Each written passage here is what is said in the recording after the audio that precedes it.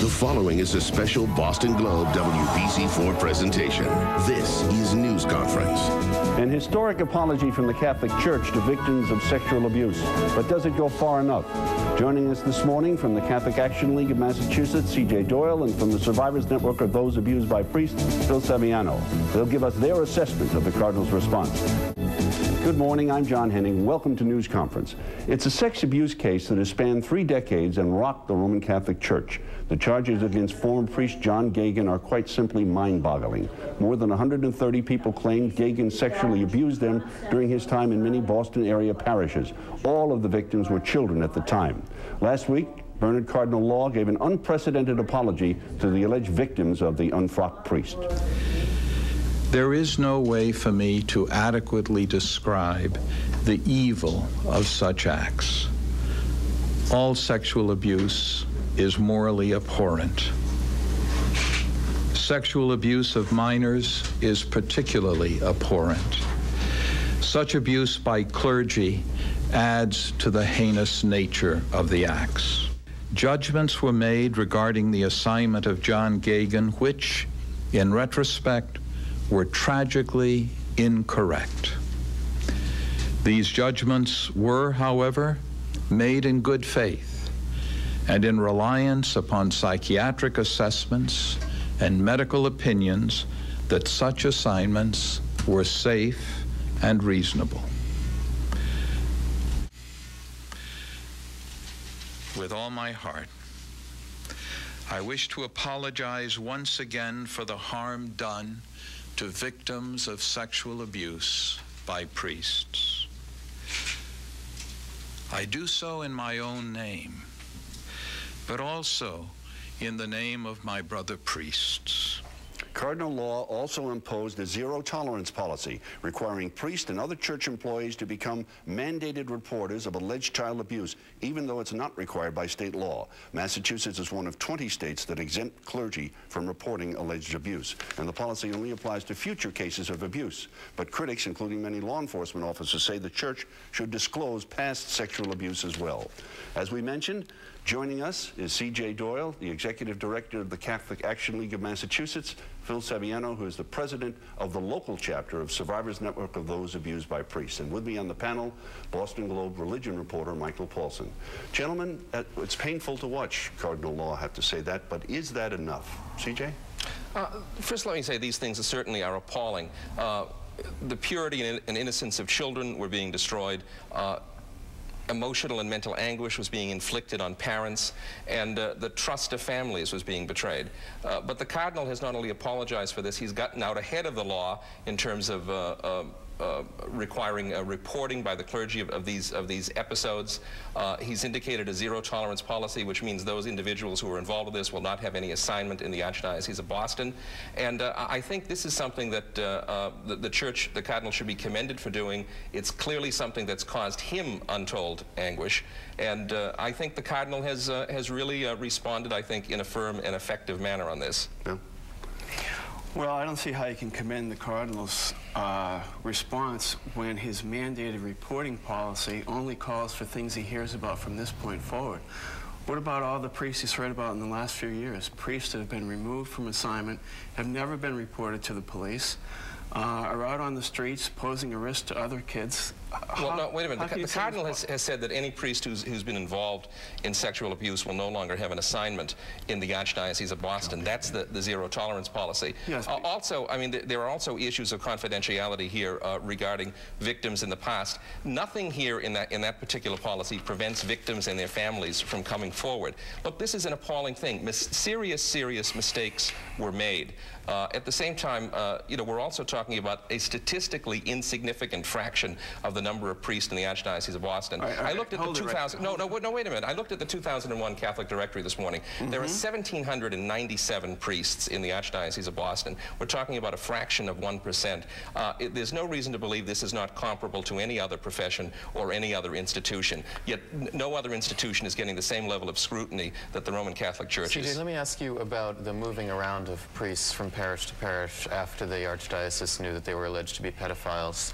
Do you take the Cardinal at his word when he says he acted in good faith, or what do you think went wrong here? That was clearly an error. At the same time, they got some very bad advice. But look, if they wanted to cover the thing up, the best, if you wanted to be perfectly cynical about it, the best way to cover it up would have been to quietly get rid of this guy 30 years ago. By putting somebody that was in a position to offend again back in parishes, it was not a cover-up. It was actually a formula for inevitable public exposure. Of course they acted in good faith. They would not be so foolish as to do something like that. Wait. No, wait a moment. They would not be so foolish. No, I'm not saying. I think it was a mistake. It was a serious error. But what the point is, if they were being cynical about it, they simply would have gotten rid of him. This was clearly a good faith error, a very serious error, a very serious error. Go ahead, Phil. Listen, you've brought up so many issues, I hardly know where to begin. First of all, let me get back to the point that I was trying to make before about the mandated reporting policy. It's a disingenuous policy if he's going to keep the knowledge that he has of other priests who have molested kids who are criminals. If he's going to keep that stuff to himself,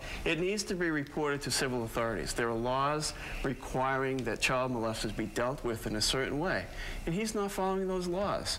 No. What the Cardinal has said is that anyone who has an assignment in the Archdiocese of Boston, no one that has been engaged in the abuse of minors will ever have an assignment in the Archdiocese of Boston. That's a different thing. I happen to think, by the way, that individuals who are involved in this ought to be prosecuted to the fullest extent of the law. Right. The difficulty, if nobody tells the police about it. The difficulty, well, it's up to the victims and their families to tell the police about it. And if you were to go forward and do that in past cases, it might be violating the confidence of some victims. Imagine if someone is married now and has children and does not want this information to be brought out. Yeah, it's a decision to benefit the victims. I hear from those people all the time, constantly, by phone calls, by emails. I hear from people that say, I was molested 20 years ago. I've never told anybody about this. I'm sorry, we had to take a break, and we're going to hear from some more people in a poll that we have coming up. When we come back, more from our guests on Cardinal Law's policy on reporting sexual abuse, and our fast-track survey reveals what area Catholics think of the Cardinal's apology.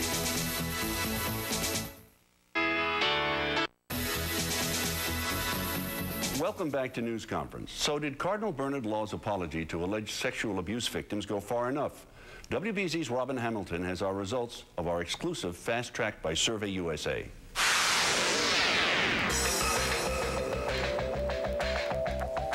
With all my heart, I wish to apologize once again for the harm done to victims of sexual abuse. We asked Boston area Catholics, are you satisfied with Cardinal Law's apology?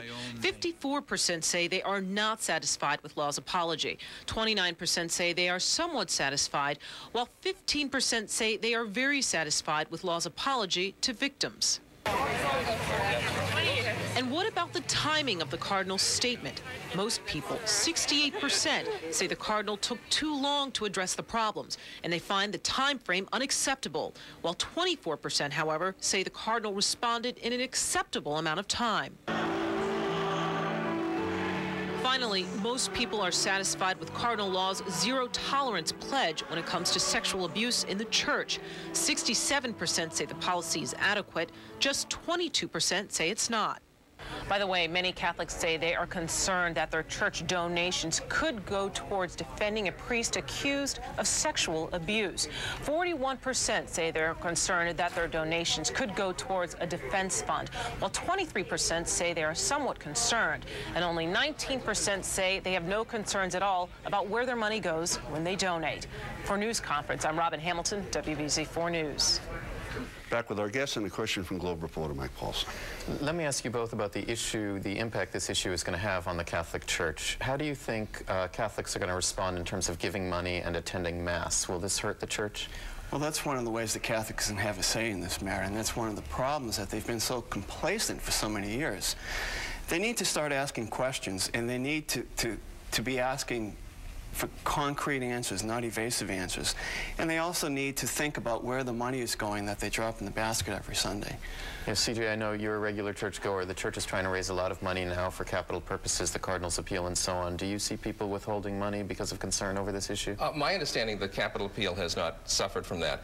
But I'm not surprised, by the way, about these poll results, given the feeding frenzy that's going on in the media. You know, somebody ought to ask the owners of WRKO Radio what Edward R. Murrow asked Joe McCarthy, have you no shame? This has become simply a carnival of Catholic bashing on that station.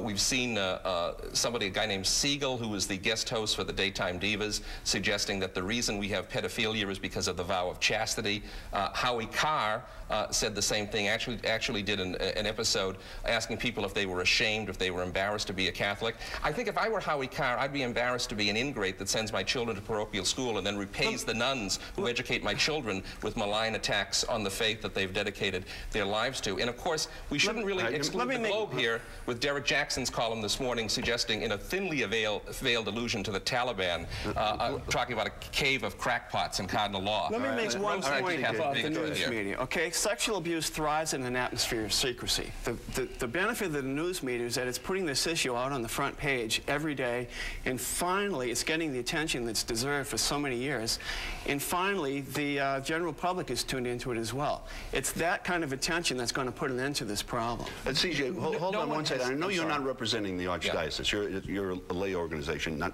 part of the clergy.